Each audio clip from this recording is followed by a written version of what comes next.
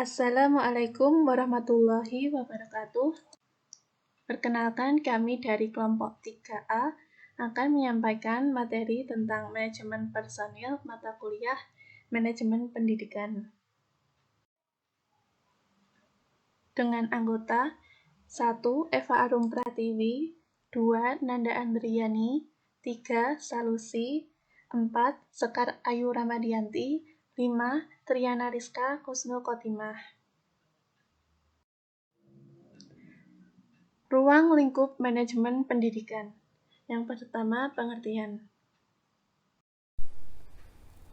Menurut Manulang, manajemen personalia ini merupakan bidang ilmu yang mempelajari tentang atau mengenai bagaimana cara memberi fasilitas untuk suatu pekerjaan, perkembangan, serta juga rasa partisipasi pekerjaan di dalam suatu kegiatan. Yang kedua, menurut Melayu Hasibuan, manajemen personalia ini merupakan ilmu serta seni yang mengatur mengenai hubungan serta juga peranan tenaga kerja agar dapat lebih efektif serta efisien di dalam membantu terwujudnya tujuan perusahaan, karyawan, serta masyarakat. Menurut Flippo, dalam Handoko 2000, pengertian manajemen personalia ini adalah suatu pengorganisasian, pengarahan, perencanaan, serta juga pengendalian atas adanya pengadaan tenaga kerja, integrasi, kompensasi, pengembangan pemeliharaan, serta juga pemutusan hubungan kerja itu dengan sumber daya manusia untuk dapat atau bisa mencapai sasaran organisasi perorangan, serta juga masyarakat.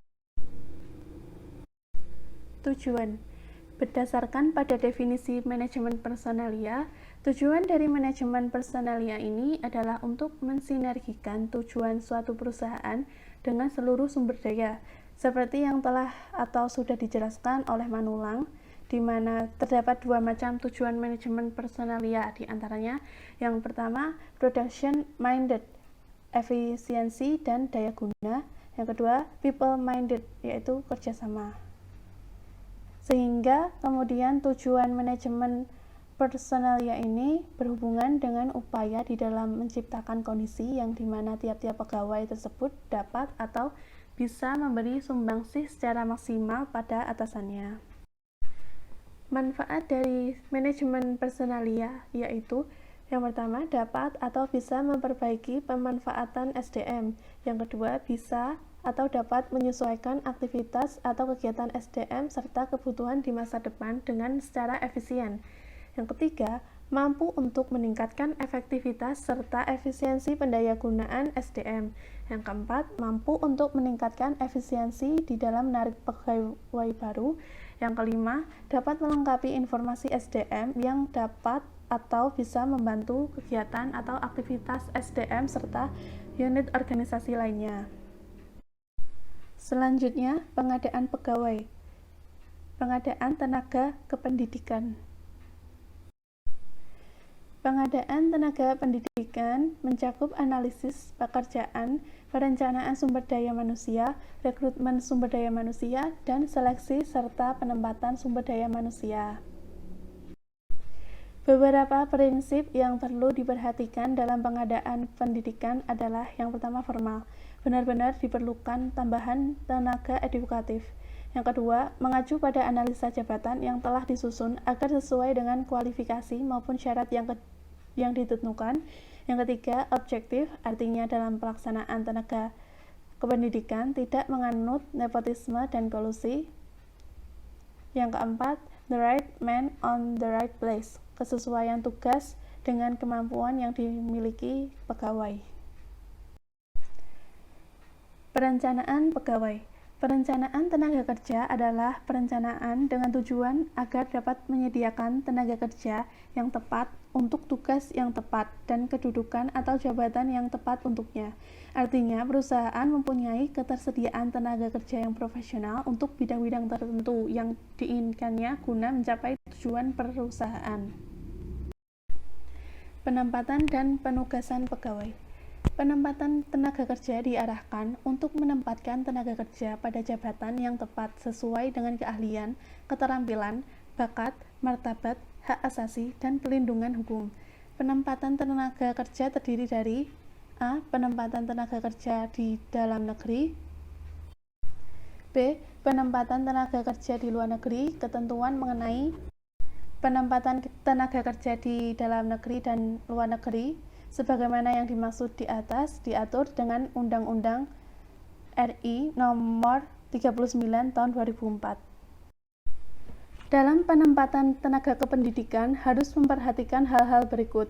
A. Adanya kecakapan yang dimiliki calon karyawan yang akan ditempatkan juga, kemampuan untuk bekerja sama dengan tenaga kerja lain. B. Adanya uraian jabatan yang jelas mengenai jabatan yang lowong tersebut. C. Adanya kebijakan penempatan karyawan yang baku pada jabatan. Pemeliharaan pegawai.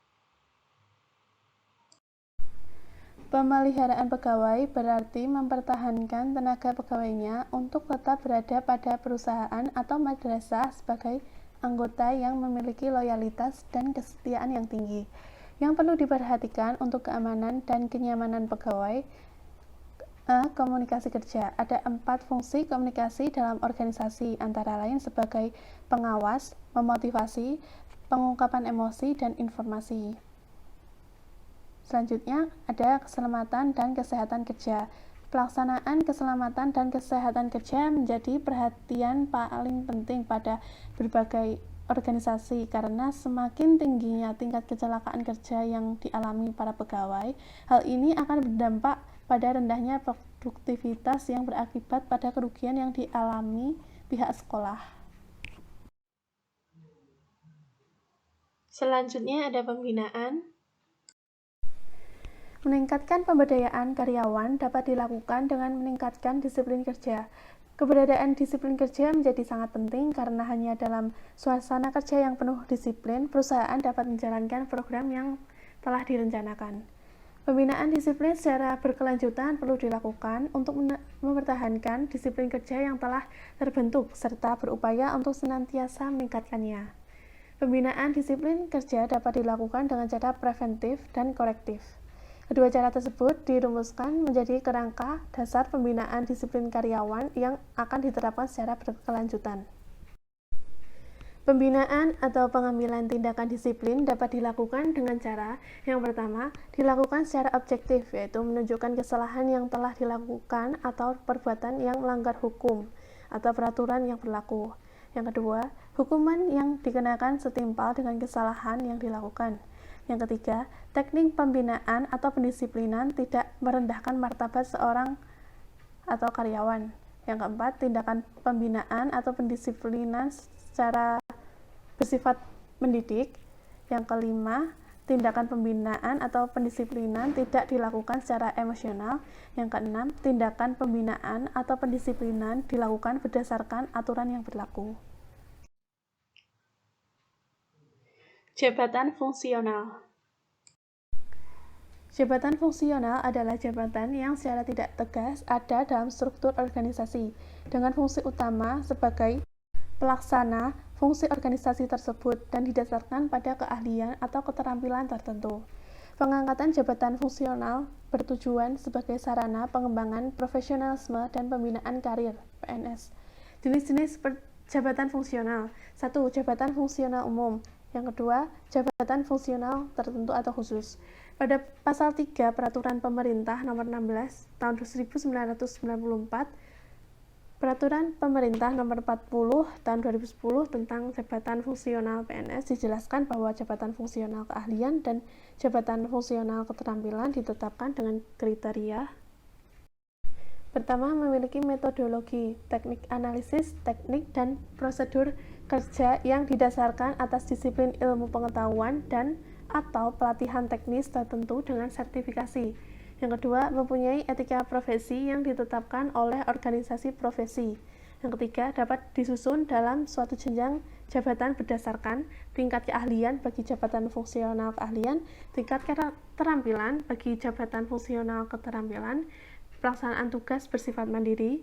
Jabatan fungsional tersebut diperlukan untuk melaksanakan tugas pokok dan fungsi organisasi. Pemutusan hubungan kerja. Menurut Hasibuan, pemutusan hubungan kerja adalah berhentinya individu sebagai anggota sebuah organisasi yang disertai pemberian imbalan keuangan oleh organisasi yang bersangkutan. Dalam teori manajemen sumber daya manusia, pemutusan hubungan kerja dikenal dengan istilah turnover. Turnover atau pemutusan hubungan kerja karyawan memang merupakan masalah klasik yang sudah dihadapi para pengusaha sejak era revolusi industri. Terdapat dua tipe pemutusan hubungan kerja, yaitu pemutusan hubungan kerja sukarela atau yang diprakarsai karyawan atau voluntary turnover, dan pemutusan hubungan kerja terpaksa atau yang diprakarsai oleh organisasi. Pemutusan hubungan kerja bagi perusahaan akan menimbulkan risiko yang merugikan bagi pengusaha dan pekerja. Risiko bagi perusahaan tersebut antara lain melepas karyawan yang sudah berpengalaman dan setia, terhentinya produksi sementara dengan adanya pemutusan hubungan kerja, harus mencari penggantinya dengan karyawan yang baru, mengganti perlu biaya yang besar untuk merekrut, hasil kerja karyawan pengganti belum tentu sebaik karyawan yang terkena pemutusan hubungan kerja.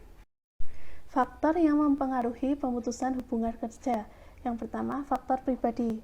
Faktor pribadi ini menyangkut lama kerja, usia, keikatan terhadap perusahaan. Yang kedua, kepuasan kerja. Yang ketiga, budaya perusahaan. Nah, bagaimana? Sudah paham kan? Baik, demikian penyampaian materi dari kelompok kami. Sekian, terima kasih.